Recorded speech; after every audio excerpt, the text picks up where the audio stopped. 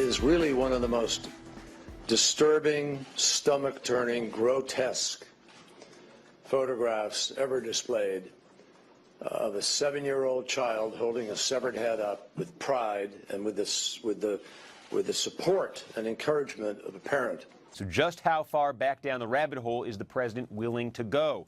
Or put in a different way, when you're confronting a group of armed sociopaths, how far back down the rabbit hole must you go?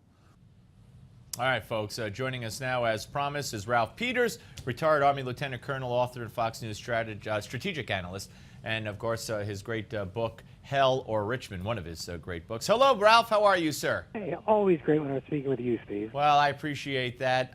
We heard from Kerry there about the heads on a stick, which we heard about last week. But the president spoke today again, Ralph, and he talked about the humanitarian mission on the mountain, the Sinjar Mountain, almost nearing an end, and it's been quite successful. And then once again, he just talked about a very limited action about, if ISIS comes near our embassies or our people, we'll get them.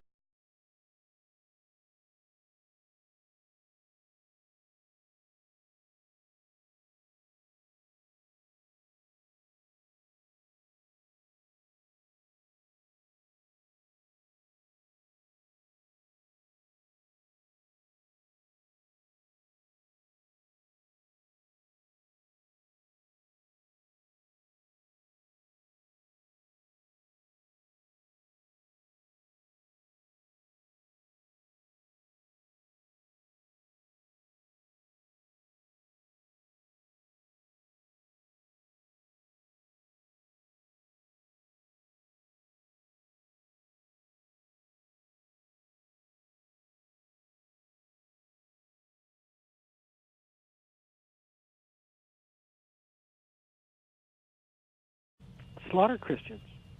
Boy, they'll slaughter a Jew if they can find one where they've already been purged. They're slaughtering Yazidis and other minorities. They're slaughtering Shia Muslims. But here's where they break with jihadi tradition. They're even slaughtering their fellow Sunni Muslims if they don't toe the line, if they don't measure up. They go into villages and they kill mullahs, the Sunni Muslim version of a priest. They'll kill the mullah if the mullah gives them any back talk or says that no, that's not Islam, or they just don't like him. And this is a death cult. It's addicted to blood. It's apocalyptic. It's purely destructive. They also destroy 1,800-year-old churches. Mm-hmm. They destroy archaeological monuments. They burn books. I've never seen anything like it in my lifetime. These people are worse than the Khmer Rouge. It's stunning. And our president is playing golf.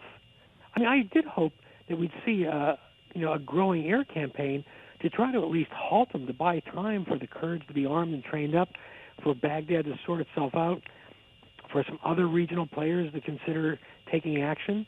But instead, our president, he is very left-wing in the sense that he really believes that the U.S. military is really the problem, not the solution. And I'm not being hyperbolic on this. He comes from, look at Steve, you look at the background, his mother, Steve Ayers in his circle, the Reverend Wright. These are far left-wing people who see America as the problem, not part of the solution. And he can't help himself. He can't free himself from his suspicion that our military is up to no good, that somehow they're nefarious. He says the right things, but he does nothing. And, Obama also is a minimalist. He wants to do the least he can get away with doing, which he did in this case, the very least he can get away with doing. Well, this problem with IS is like a nasty cancer tumor. And Obama just wants to take a little teensy portion, cut a teensy tiny portion off the tumor and hope it goes away.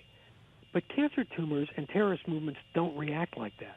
The tumor and the terrorist movement continue to spread. And ISIS is, you'll still hear people saying, well, there's only 5,000 or 10,000. No, that's not true. There are at least 30,000 to 40,000 now. They're veterans. They're not just ragbag terrorists. They've got heavy equipment, thanks to the Iraqi army right away, giving them what we gave them. They've got at least 3 years of combat in Syria under the belt. Many are also a variety of veterans of Iraq and Afghanistan and elsewhere. These guys are a real threat, and they are drawing recruits from all over the Middle East. Everybody loves a winner.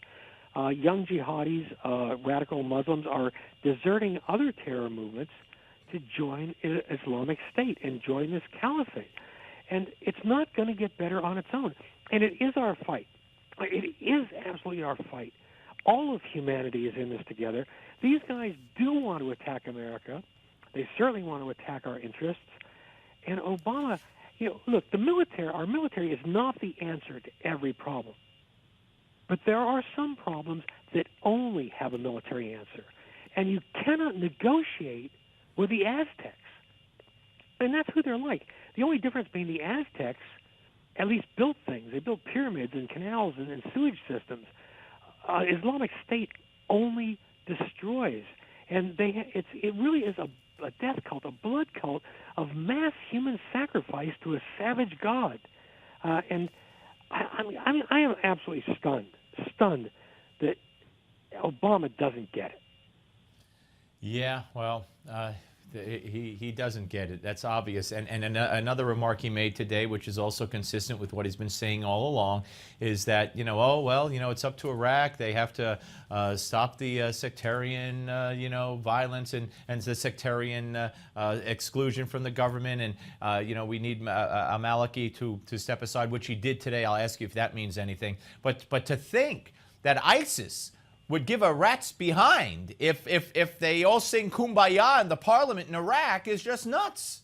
Right, and al-Maliki destroyed the Iraqi army by firing competent officers, putting his own men in there. Their morale is poor.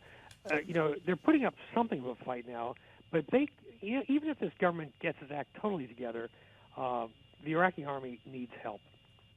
It needs a lot more than just Iranian support, which they are getting, by the way. My feeling is, airstrikes, don't worry about Baghdad. Don't worry about the Iraqi government. That's not our problem. The Kurds are our allies, the only ones we have outside of Israel in the entire region. We should absolutely be fully arming the Kurds to the teeth, supporting them. They will fight, but we should be waging an air campaign. The air campaign alone would not defeat IS, but it would Islamic State, but it would buy time. It would help the Kurds and others fight offensively against IS. And we pay trillions of dollars for all our aircraft. And there's no point letting them sit on the ground when there's a real crisis that threatens the United States and its citizens as well as the Middle East. I mean, God, the least we can do is respond with air power. And it's in our interest. It's not about helping the Kurds or the Iraqis or anything. It's in our interest to stop this emerging terror state from getting any larger, let alone rolling it back. Yeah. Do we have enough time, to help the Kurds? Because what are they? The ISIS 30 miles away from a lot of these Kurdish strongholds? Well, we certainly, if we would use air power with more robustness, with more determination, that would certainly buy time for the Kurds. It would certainly back ISIS off on the northern front against the Kurds. But these little pinpricks, and that's all the airstrikes today have been. They've been pinpricks. They have helped local situations, but they've made no strategic difference. And by doing the pinpricks, we've sacrificed the element of surprise. The right way to do this would have been devastating airstrikes popping out of the blue and hitting them really hard. Well, that possibility is gone. But at least we could, whenever they concentrate the armored vehicles made in the USA, thank you, when they concentrate for further attacks and advances, we should be hitting them with air power. Absolutely. And they've declared war on us. And, saying, well, we don't want to fight, that's not going to help. It's not going to help. They're not going to let us alone. You're not going to get a negotiated peace with a blood cult, with a death cult. It doesn't work like that. And look, we've seen a lot of threats. You and I have talked a lot about a lot of threats, Steve. But I've never seen anything as brutal and vicious, as inhumane as Islamic State. And these people, they are addicted to blood. You're not going to convert them. You need to kill them. And President Obama, God help us all, he's more interested in fundraising on Martha's Vineyard than he is in a massive crisis. If he doesn't do something, this will be the defining issue of his presidency, the rise of the world's first purely terrorist state. Yep. All right, Ralph. great passion, and I know it comes from the heart, and I appreciate it, and always great to talk to you, sir. Have a wonderful weekend.